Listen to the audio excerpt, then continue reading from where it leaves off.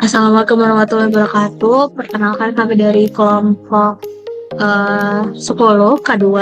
Izin untuk mempresentasikan hasil program based learning dalam mata kuliah teknik green building berjudul perencanaan rumah tinggal ramah lingkungan Gria Adia Vesa House. Selanjutnya ini ada anggota kelompok kami, saya sendiri Diana TB, lalu ada Antoniona dan juga Emma Tafaritra. Selanjutnya untuk nama dan tema desain sendiri, kami memberi nama Gria Adia Vesa House yang merupakan green homes yang dibangun dengan pemanfaatan sumber daya yang bijaksana, menyeimbangkan modernitas dan alam secara efisien, estetis, dan berorientasi pada kehidupan berkelanjutan. Baik, terkait dengan peta lokasi di mana akan dilakukan pembangunan untuk green building tersebut terdapat pada Jalan Kavling Surya, RT 02, RT 05, Kedung Jaya, Kota Bogor, Jawa Barat dengan latitude dan longitude terlampir. Kemudian juga terdapat peta yang kami buat untuk memperjelas untuk terkait dengan lokasi yang akan kami lakukan pembangunan. Selanjutnya, ini merupakan kriteria desain yang kami pikirkan terkait dengan Gria Adia Vesa House. Jadi rumah ini memiliki luas tanah 306 meter kubik dengan luas terbangun 214 meter kubik dan dengan RTH seluas 30% atau sekitar 92 meter kubik. Tidak hanya itu, kami juga memikirkan tentang fasilitas-fasilitasnya, di mana kami membuat sistem pemainan air hujan, juga bak kompos, panel surya, ventilasi, dan pencahayaan alami, serta vegetasi dan vertical garden. Nah, berikut ini adalah merupakan denah rumah lantai satu. Untuk lantai satunya yang kami desain sedemikian rupa, yang terdapat bak kompos, ada juga penampungan air hujan, lalu ada halaman depannya, ada taman sampingnya, ada garasi yang muat untuk sekitar 1 mobil dan 1 kendaraan motor. Untuk ruang tamunya terdapat di tengahnya, juga ada kamar utama, ada ruang cuci yang berada di sebelah taman sampingnya, juga ada ruang keluarga untuk keluarga quality time bersama. Juga ada taman belakang di bagian belakangnya untuk menambah visualisasi green dari kenyamanannya. Juga selanjutnya terdapat kamar mandi di bagian belakang. Lalu di bagian depan lagi ada penampungan air hujan yang tadi sudah disebutkan sebelumnya juga, ada teras depannya dan ada ruang makan juga. Berikut merupakan denah rumah untuk lantai 2-nya, di mana kami juga mendesain ada balkon di bagian depannya. Juga terdapat ruang keluarga pula di belakang balkonnya. Terus ada juga teras.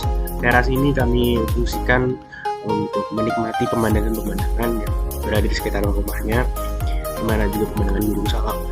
Juga kami membuat 4 kamar tidur. Juga ada taman sampingnya. Taman sampingnya ini connect dengan yang bawahnya sehingga dapat terbuka. Juga ada taman kecil juga terkonek dengan taman belakang yang ada di lantai 1, serta ada kamar mandi. Area dasar hijau. Untuk Gria Adia Vesa House sendiri, untuk faktor yang pertama itu area hijau. Rumah kami sudah menggunakan 100% tanaman yang berasal dari nursery lokal dengan jarak maksimum 500 km dan memiliki vegetasi minimum 30% dari luas tanah, yaitu sekitar 92 meter persegi. Selain itu, adanya penanaman pohon pelindung pada pekarangan rumah yang lebih banyak dari standar minimum, sehingga memiliki poin 3. Selanjutnya, untuk infrastruktur pendukung dan juga aksesibilitas komunitas, masing-masing memiliki nilai 2 poin dan 1 poin. Ini ada beberapa fasilitas umum yang berada di sekitar lokasi Gria Adia Vesa House dan juga jarak-jaraknya. Selanjutnya ada pengendalian hama. Di rumah kami itu terdapat penanggulangan hama rayap dengan implementasinya menggunakan kayu jati. Selanjutnya transportasi umum itu mendapatkan 1 poin. Lalu untuk penanganan air hujan, di rumah ini sudah adanya penanganan limpasan untuk halaman dan juga di atap. Selanjutnya untuk energi efisiensi and conservation yang terdapat 2 prasyarat juga, yaitu ada meteran listrik dan juga analisis desain pasif. Untuk submeteran, rumah ini sudah menggunakan meteran listrik dan melakukan perhitungan konsumsi listrik, diantaranya untuk pencahayaan, alat elektronik, dan juga rekapitulasinya. Selanjutnya untuk pencahayaan buatan, mendapatkan 4 poin, di mana diantaranya poin-poinnya menggunakan LED dan electronic ballast untuk pencahayaan indoor, menggunakan lampu dengan penggunaan listrik sebesar 30% lebih hemat, seperti Philips Tornado atau Philips Essential. Selanjutnya ada zonasi pencahayaan untuk ruang keluarga dan ruang makan. Lalu poin selanjutnya yaitu untuk sumber energi terbarukan, karena terdapat pembangkit listrik alternatif untuk energi listrik berupa panel surya. Selanjutnya, aspek water conservation atau WAC, di mana yang pertama adalah terkait dengan meteran air. Pada bangunan yang kami buat, kami menggunakan meteran air PDAM untuk mensuplai air sehingga terkontrol terkait dengan pengeluaran air yang digunakan, sehingga dapatkan poin 2. Selanjutnya juga terdapat perhitungan konsumsi air, di mana MCK 72 liter, untuk minum 12 liter, cuci pakaian 64,2 liter, kebersihan rumah 188,4 liter, taman 70,8 liter, cuci kendaraan 126,6 liter, wudhu 97,2 liter, lain-lain 130,2 liter, sehingga total jumlah konsumsi air yang dibutuhkan adalah 761,4 liter. Dan ini perhitungannya memperhatikan untuk 6 orang penghuni. Untuk selanjutnya terkait dengan penyemprotan air.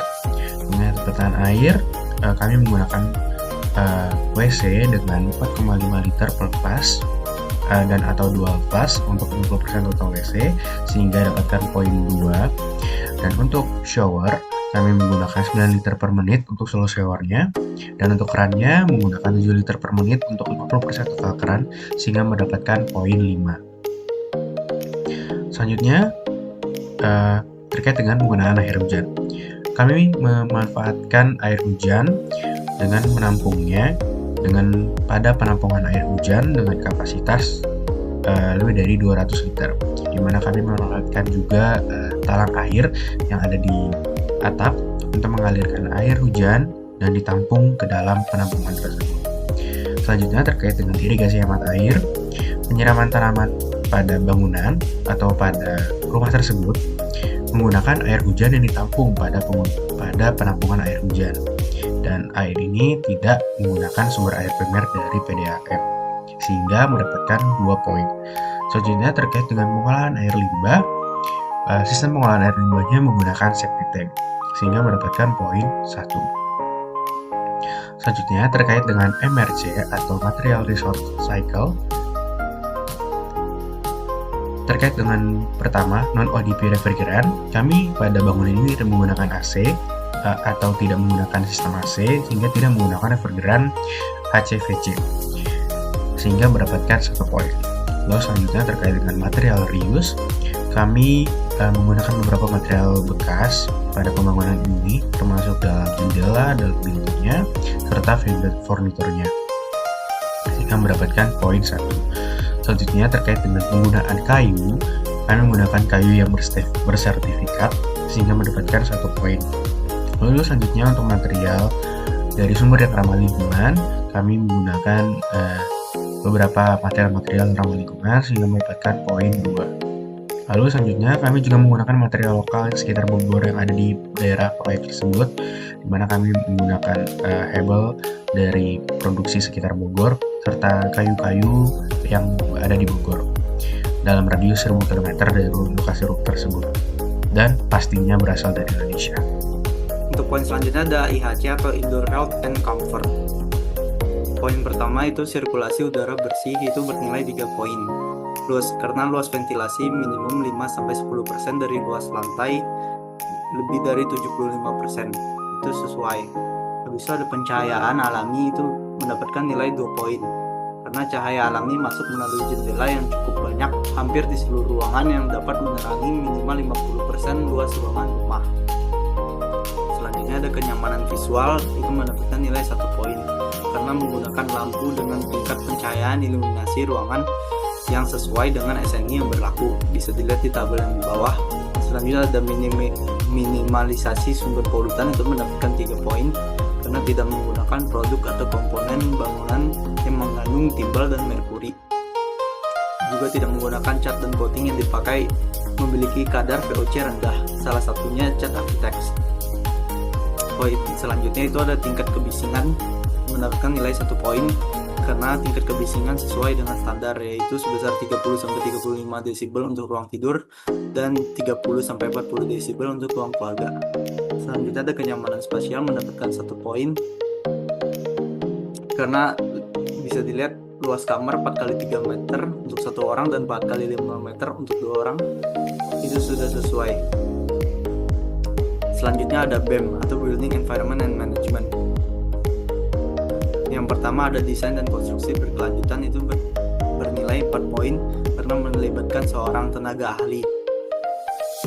Selanjutnya ada kenyamanan spasial, juga mendapatkan 1 poin. Selanjutnya ada aktivitas ramah lingkungan, itu mendapatkan 1 poin karena mengikuti aktivitas di sekitar kawasan rumah sebagai upaya untuk meningkatkan kepedulian lingkungan. Selanjutnya ada pengelolaan sampah, menilai 1 poin. Mengolah sampah organik atau anorganik yang dilakukan secara mandiri seperti pembuatan bak kompos, bisa dilihat di gambar di bawah.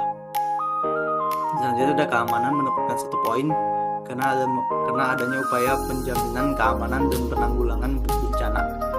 Selanjutnya ada desain rumah tumbuh, mendapatkan nilai 2 poin karena adanya sebuah perencanaan yang mengakomodasi optimalisasi rumah tumbuh.